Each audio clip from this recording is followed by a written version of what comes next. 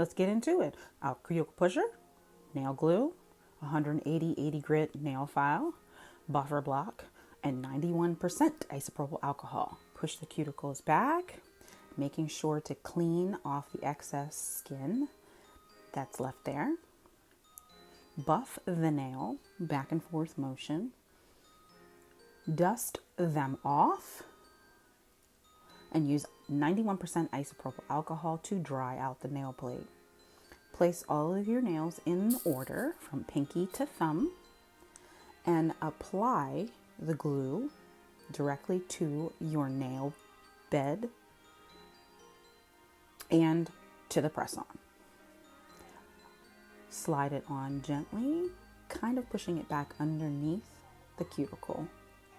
This gives it the more natural look. You want to apply that same technique to every single nail until all your press-ons are on.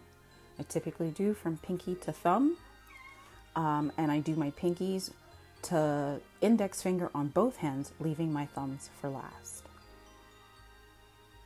Hold down for about 10 to 15 seconds. And there you have it. Beautiful press-ons in under 5 minutes.